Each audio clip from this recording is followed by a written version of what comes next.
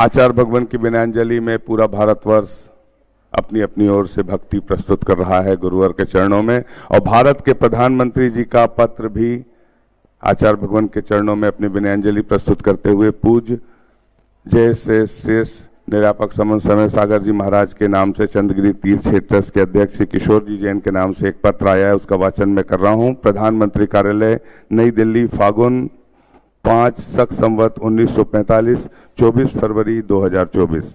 आचार्य श्री 108 विद्यासागर जी महाराज जी का ब्रह्मलीन होना देश के लिए एक अपूर्णीय क्षति है। इस असीम दुख की घड़ी में मेरी संवेदनाएं उनके सभी अनुयायियों और शुभ चिंतकों के साथ हैं। भारत की पावन भूमि में ऐसी अनेक महान विभूतियों ने जन्म लिया जिनका जीवन ज्ञान एवं आध्यात्म के प्रचार प्रसार और समाज सुधार के लिए समर्पित रहा। इस महान संत परंपरा को आगे ले जाने में संत शिरोमणि आचार्य श्री विद्यासागर जी महाराज का प्रमुख स्थान रहा। उनके जीवन का हर अध्याय अद्भुत ज्ञान, असीम करुणा और मानवता के उत्थान के लिए अटूट प्रतिबद्धता को सुशोभित है। सेवा, समर्पण और तपस्या से परिपूर्ण आचार्य श्री जी का जीवन भगवान महावीर के आदर्शों, जैन धर्म की मूल भावनाओं का प्रतीक रहा। वे जीवन पर्यंत गरीबी उन्मूलन के साथ साथ समाज में स्वास्थ्य और शिक्षा को बढ़ावा देने में जुटे रहे। वह जैन समुदाय के साथ ही अन्य विभिन्न समुदायों के बड़े प्रेरणा स्रोत रहे। विभिन्न पंथों, परंपराओं और क्षेत्रों के लोगों को उनका सानिध्य मिला।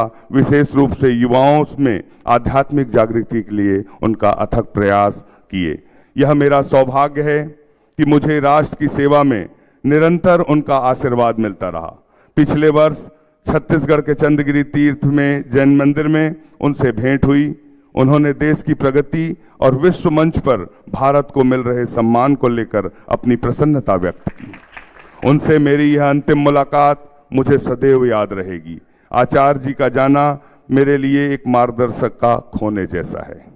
मुझे विश्वास है आचार्य श्री विद्यासागर जी महाराज जी देशवासियों के हृदय और मन मस्तिष्क में सदैव जीवित रहेंगे और उनके संदेश लोगों के जीवन को अलौकित करते रहेंगे।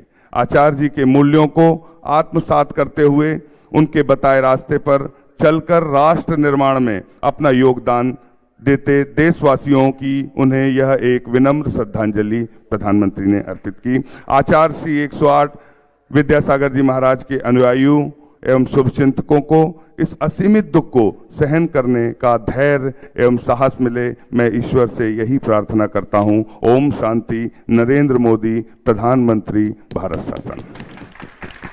ऐसी तमाम विधानसभाओं से श्रद्धांजलियां अर्पित की गई और अध्यक्ष लोकसभा जो ओम बिरला जी अनन्य भक्त थे आचार्य भगवान के, उन्होंने भी अपनी संवेदना, स्पीकर लोकसभा, भारत शासन, आत्मिक संवेदना, परम पूज्य संत शिरोमणि आचार्य श्री विद्यासागर जी महाराज के समाधिस्थ होने का समाचार सुनकर मुझे आत्मिक पीड़ा हुई। मैं संपूर्ण देश के साथ उन्हें अपनी भावभीनी श्रद्धांजलि अर्पित करता हूं। आचार्य श्री विद्यासागर जी महाराज की आध्यात्मिकता, सौम्यता और शालीनता की प्रतिमूर्ति तथा ज्ञान के प्रकाश पुंज थे।